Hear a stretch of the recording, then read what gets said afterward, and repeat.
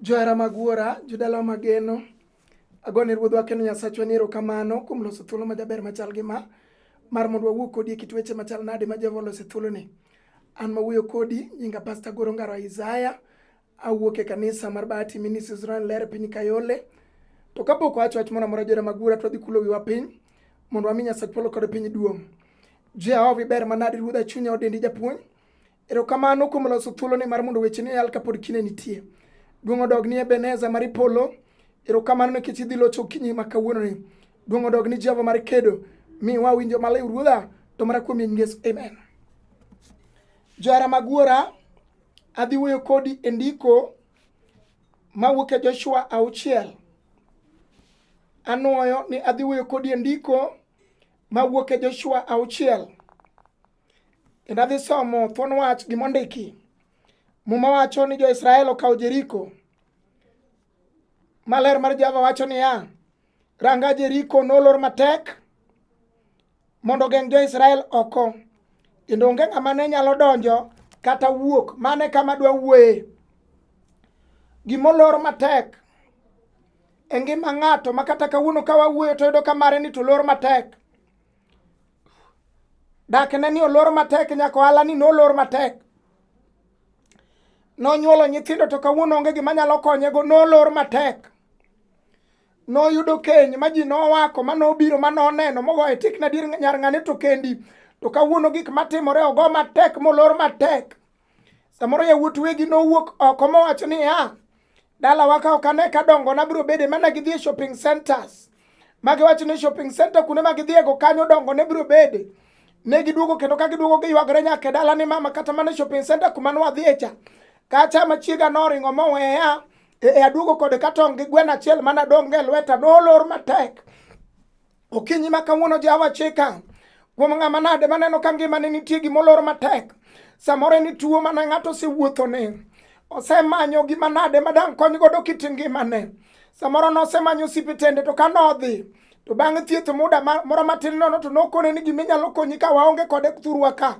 Ang' nochako manye e piny moro machielo, ong'iyo ka ngimane olor matek kuma hela dwa wuoke be onge. Okinyi kawuono Jehova chika mondo awuo kod ng'at ma gimoro neno kolor matek e ngimane. Samoro nitie gik manoseluongi koro gweng' manonyisi ni gima kamae matimo dalau. Adier ng'ato to neno ka dier gino to loro matek, adier oloro matek. Samoro noloro nyaka nowetene madongo kata nyimine ni madongo.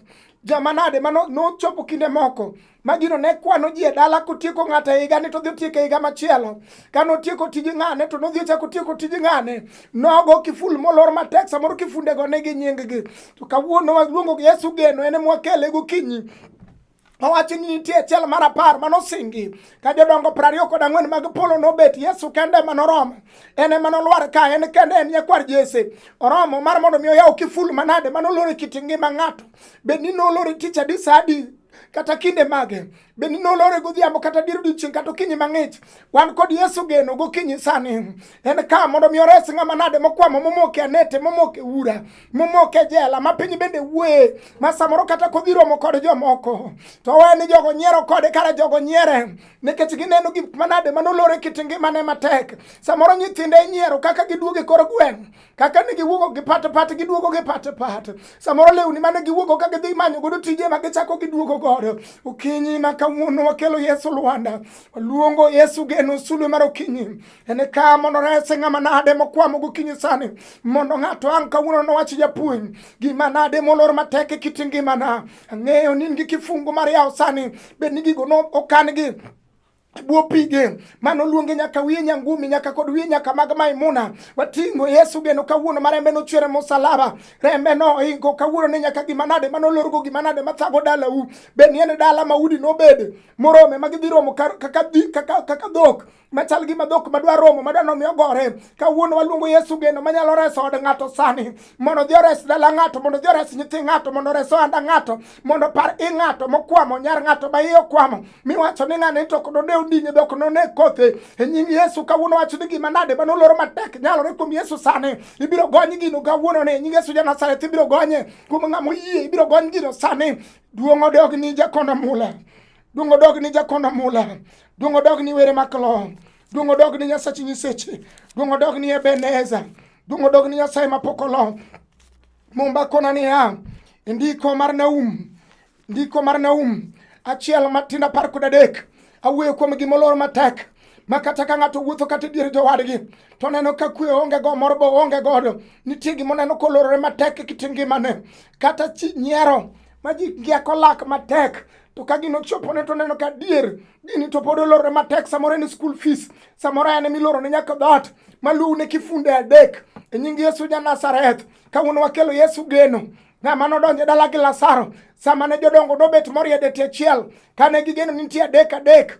Ber ka yiem midwa yang kanyo. Sama Yesu nodonjo, japuonj miluongo ni Yesu geno, Osana ma jakondo mula, japuonj mwomro go ne sauti gokinyi. Sama japuonj nodonjo, sama Manuel nodonjo, to kata formalin manochuogo Lazaro no winjo ni Yesu donjo. Formalin noringo piyo. Kata seche sema Yesu nodonjo, nyaka kute mane chamo Lazaro no winjo ni jatend lweny osedonjo. Komanda in chief modonjo e pap, kute noringo piyo. Gik manonalo godo dend Lazaro manotwe godo matek, mago nogonyore piyo. Nying Yesu wono owacho ni nyalore. Owacho ni nyalore kuom Yesu. Owacho ni nyalore kuom Yesu. Owacho ni nyalore kuom Japaradiso. Owacho ni nyalore kuom Yesu Lwanda. Owacho ni nyalore kuom Jakondo Mula. Owacho ni nyalore kuom Nyakwar Jese. En ka okinyi kuom ng'amo yie mondo wach ni Yesu Gimolor matek kawuono yao. Mumba kona ni Naum achiel matinda 13. Mumo Jehova wacho ni mumo Nyasachwa wacho ni Naum achiel matinda 13. Koro abiro chodo nyororo motwe ugo. Mane gima wacho ni kawuono ni nying Yesu ja Nazareth. Gima nade manotwe go ng'ato. Beni notwe kinde machal nade. Samoro nonyuol tiyudo ka dala no neni kod chong. Maji ne muode odeyo. Ka nyithindo lare odeyo. Kichame nyaka kuona thing. E nying Yesu ja Nazareth sani. Wawacho ni gikum Yesu. Nyalore nyororo no ichodo sani. Kendo gik mane onge Yesu biro kelo. Gik manade mane gomba. Mane kanidhi nyaka aruse mag jomoko. Tiwacho ni ajo abeno chale kaka mara. Wakelo Yesu duoko sani. Wakelo Yesu geno gokinyi. En kamar chodo nyororo. Manade manotwe godo ng'ato. Manade manotwe godo od ng'ato. Manade manotwe godo i ng'ato. Manade manotwe godo nding ng'ato. Manade manotwe godo wi ng'ato. Duong'o dog ni Ebeneza. Kawuono ni biro chodo nyororo no. Awuono ni biro chodo nyororo. E nying Yesu ja Nazareth. Nyoroche biro go sarut. E nying Yesu Lwanda gokinyi. Nyoroche biro go sarut. E nying Yesu Lwanda kawuono.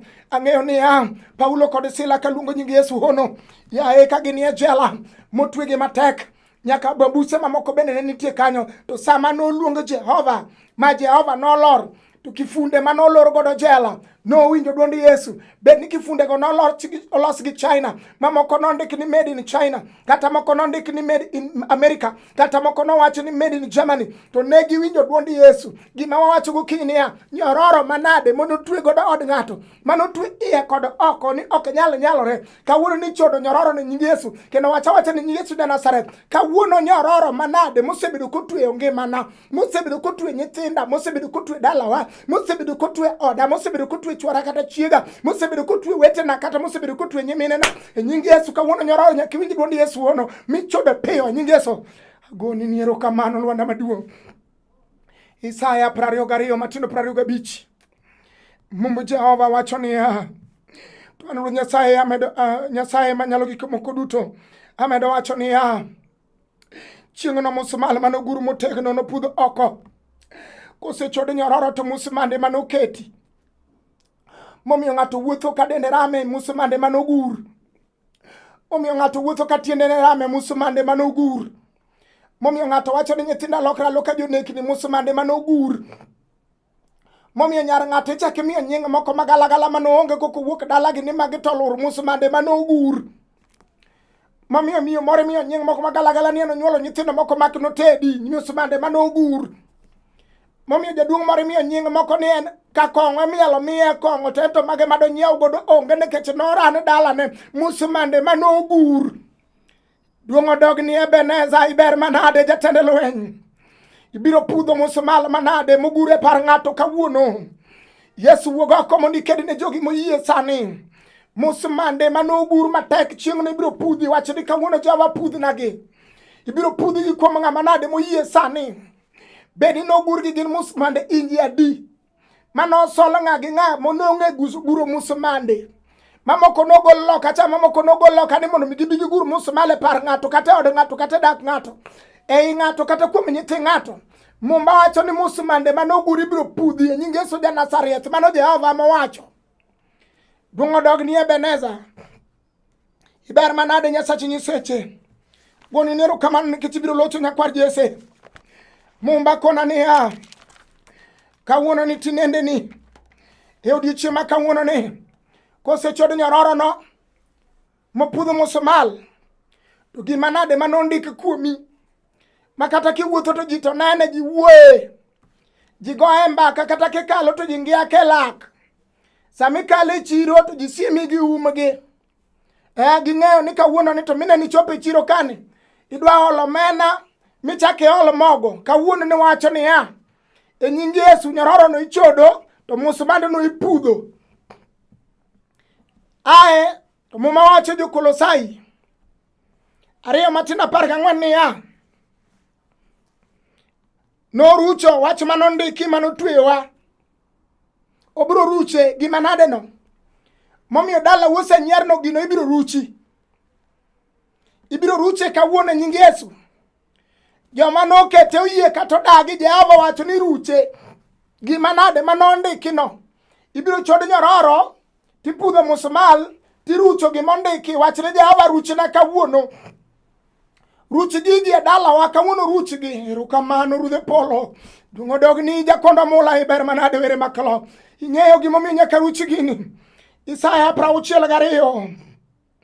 Matinda chiel wacho ni in Sayuna eri omiyo kanaling. Jehova odagi ni ok noling. Kuom gima timore ngima ni Jehova odagi ni ok obeling. Wewe jomoko ling to Jehova to odagi ni ok noling. Adiera eri in Jerusalem omiyo ok nawe wuoyo Jehova wacho. Nyaka chopresi miresro rieny kataya maliel ogenini none koresi oseresi kendo ruodhi duto bende none kako semi duong bang'e no luongi gi nying manyien mane gima wuoye ibiro luongi gi nying manyien kata jopiny nodagi ibiro luongi gi nying manyien nying Yesu ja Nazareth ibiro luongi gi nying manyien. Kawuono ni nitie ng'ama Jehova dhi loko nyinge idhi luongi gi nying manyien. Ang'eyo ni noloko nying Jakobo moluonge ni Israel. Jakobo kowuok dalagi to noting'o kede manoluth kende kanodhi ka der mare Laban. To sama nowuok kanyo to mumba mating'o ni wacho niya ne en kod kanyna gi rombe kod dhok gi diek nyaka gi mon kod ngamia. Nyaka lewni manonge go Jakobo norwako. Ekoromo kod Jehova tikidi mar Peniel. Kone ni winji Jakobo ma wuod Isaka. Kawuono loko nyingi tiende ni bero Israel. Awuoyo kod ng'at man tim manyororo sesando. Ma musumande osechando. Irucho gi to koseruchi timi nying manyien. Ok ibed kod nying machon. Nying marachaye ga nyiera koda nying moko makedonjo kode ma ji obede. To in onge ng'ama nyalo chung'ni e kom. Ka ng'ato dhi chung'ni e kom, tineno ka ng'ato ywa tieko tine ka duoke piny. To ning'o ne wang' to penje mosetie ite ni to be wi ber. Magi be ji michung'negi e kom. Nying Yesu ja Nazareth. Kawuono wacho ni mi nying manyien. Wacho ni Jehova miya nying manyien. Kawuono adagi nying marachaye. Kawuono adagi nying maranyiera. Kawuono adagi nying mar tuo. Kawuono adagi nying mar pesa. Madhi anyuome osiptande pile kod pile. Momiyo jo osiptande ong'eya. Momiyo jo chemist ong'eya. Momiyo kata kakalo butgi. To gigwela ni biya yadhi cha kawuono wan godo. Kawe akawa wayie mi kata gowi. Chieng' moro ni chulo bang'e kawuono ni mi nying manyien nying mar chango. Nying Yesu wono kawuono ni mi nying manyien duong odog ni jatelo lweny mi nying manyien kawuono ni nying Yesu ja Nazareth. Ang'eyo Jehova Jaire manoloko nying Sarai moluongo ni Sara bedo minwa nyaka kawuono. Ang'eyo Jehova Nisi ng'at manoloko nying Joseph ma wuod Jakobo motwe lwetene kitere piny Misri slave. Jehova loso mabedo prime minister pokodeko mondo ruodho wani olok nying ng'ato kata kawuono pokodeko Jehova Nisi mondo olok nying ng'ato kata sani pokodeko Ebeneza mondo olok nying ng'ato moande kethore pokodeko mondo nyar ng'ato ma ok nyalo yudo nyathi mondo yudo nyithindo kata mana rude nyalre kuom Yesu jatelo lweny duong odog ni Nyasaye malich.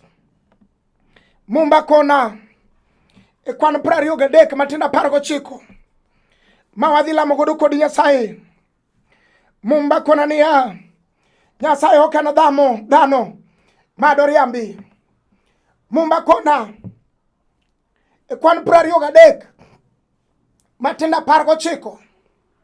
Nyasaye ok en dhano. Ineno kowacho nobiro chodo nyororo motwego dala Jehova ok dhano. Kowacho nobiro pudho musmal mogure dala Jehova ok dhano. Kowacho ni biro yudo nyithindo ruodhwa ni pok nolokore ok en dhano.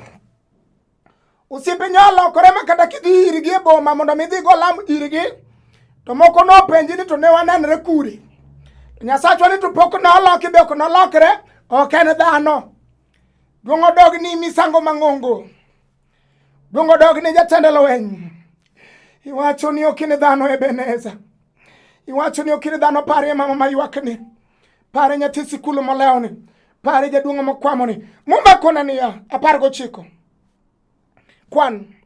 Nyasaye ok en dhano madoriambi. Oyo. Ok en dhano madolokre. Osewuoyo. Mano Jehova Nisi. Osewuoyo. Wadhi kodi lamo. Osewuoyo. Jehova no osewuoyo. Wadhi kodi wichong. Nyasaye osewuoyo. Elgibo Jehova Nisi osewuoyo. Kano wacho nogolo jo Israel e jela nogolo. Farao nodagi mokelo wichirach pod nogolo. Ing'eyo ni sama Musa nokawo luth mokete wi pi nopogore ariyo. Wawacho ni kawuono ni nyinge Yesu de Nazareth. Gima nade mochung' e mbele ni. Ka ang' norom kod Jehova kawuono to gino biro go saruti piyo.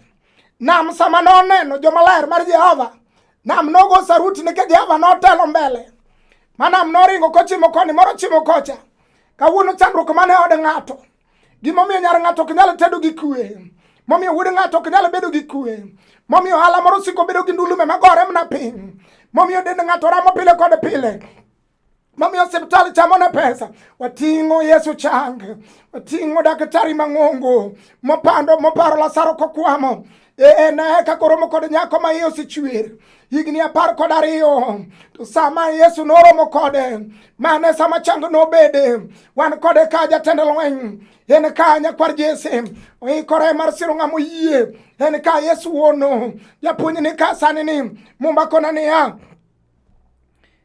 Kwan 23 matapa 9. Nyasaye ok en dhano madoriambi ok obiriambo. Kowacho noloko nyingi biro loko.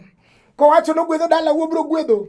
Kowacho ni odi biro gwedho nyaka da kuonde ma in go biro gwedho. Nyaka kawuono ni nyaka udi ma ji nong'eyo ni ok no nyale biro nyalore. Wadhi kodi lamo. Jehova duongo dog ni mochore manyaka chieng'. Pare mama ni pare jaduong' ni pare nyathini. Sirgi ruodho polo ge piny duonge pako dog ni hono. Mara kuom Yesu. Amen. An mawuoyo kodi jara mag wuora. Nyinga Pastor Goro Ongaro Isaiah. Awuok e kanisa mar Bahati Ministries Ronlere piny Kayole. Namba dang' iyuda go en 0733 79 49 10. Namba machielo 0707 70 5376. Mar Jehova majasir joge majaum joge. Osiru kawuono, osiru kiny, osiru ndalo kondalo. Amen.